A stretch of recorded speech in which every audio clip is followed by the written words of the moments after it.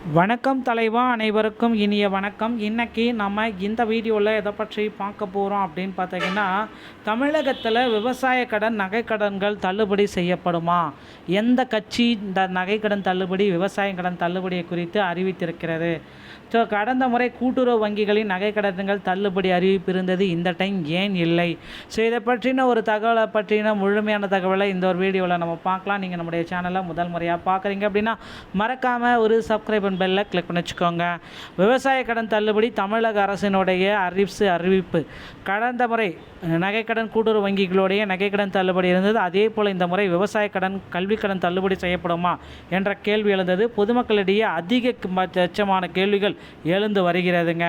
தங்கம் விலை நாளுக்கு நாள் அதிகரித்து வரும் அதே சமயம் தங்கத்தை அடகு வைத்து அவசர தேவைகளுக்கு பணம் பெறும் மக்களின் எண்ணிக்கையும் நாளுக்கு நாள் அதிகரித்து வருகிறதுங்க.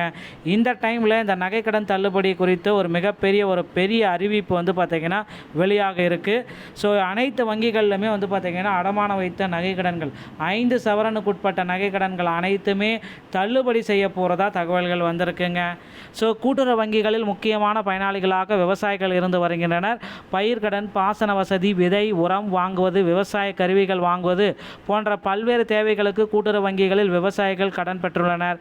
நகைக்கடனை போலவே சிறு மற்றும் குறு விவசாயிகளுக்கு வழங்கப்பட்ட பயிர்க்கடன்களையும் ரத்து செய்ய வேண்டும் என்றும், அடிப்படை தொகையில் குறைந்தபட்சம் தள்ளுபடி வேண்டும் என்றும், பயிர் சேதம் அடைந்த பகுதிகளுக்கு தனியாக சிறப்பு தள்ளுபடி திட்டம் கொண்டு வர வேண்டும் என்றும் விவசாயிகள் அனைவருமே கோரிக்கைகள் வைச்சிருக்காங்க.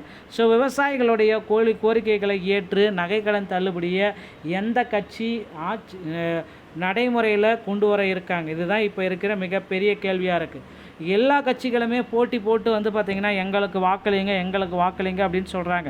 ஆனால் எந்த கட்சியுமே விவசாயிகளுடைய நன்மைகளை பயக்கிற மாதிரி ஒன்றும் அறிவிப்பு இல்லை.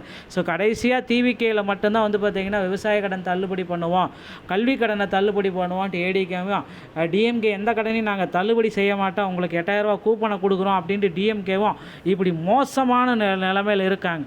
ஸோ மக்கள் எதிர்பார்க்குற அறிவிப்பு ஒரு கட்சி மேலேயுமே தர முடியல. ஸோ நகைக்கடன்களை தள்ளுபடி செய்வதற்கு சாத்தியக்கூறுகள் கம்மியாக இருக்குது அப்படின்னு சொல்கிறாங்க.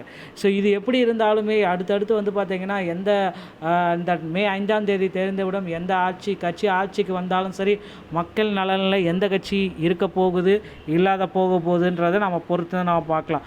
அதே போல் கல்வி கடன் தள்ளுபடி. கூட்டுறவு வங்கிகளில் மாணவர்கள் பல்வேறு கல்வி கடன்களை வாங்கியுள்ளனர். விவசாயம் மற்றும் நகை கடன்களை போலவே இந்த கல்வி கடனும் ரத்து செய்ய வேண்டும் என்பது மாணவர்களின் கோரிக்கையாக இருந்து வருகிறது.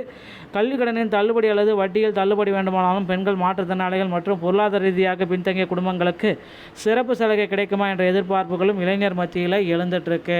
சமீபத்தில் அரசு தங்களது இடைக்கால பட்ஜெட்டை தாக்கல் செய்தது. அதில் பல்வேறு முக்கிய அறிவிப்புகள் இருக்கும் என எதிர்பார்க்கப்பட்டது. ஆனால் அப்படி எதுவும் இடம்பெறவில்லை. திமுகவின் தேர்தல் அறிக்கையை நகைக்கடன் தள்ளுபடி இடம்பெறலாம் என்ற எதிர்பார்ப்பும் நிலவி வருகிறது. சமீபத்தில் மகளிர் உரிமை தொகையை அடுத்த 3 மாதங்களுக்கு சேர்த்து 5000 வழங்கினாங்க.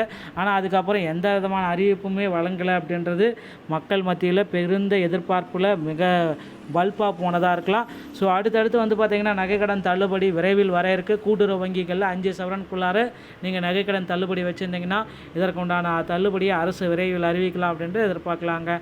இந்த மாதிரி செய்திகளை நீங்கள் உடனுக்குடன் பெற நீங்கள் நம்முடைய சேனலோடு இணைந்திருங்கள். மீண்டும் ஒரு நல்ல தகவலோடு நான் உங்களை சந்திக்கிறேன். நன்றி, வணக்கம், தேங்க்யூ.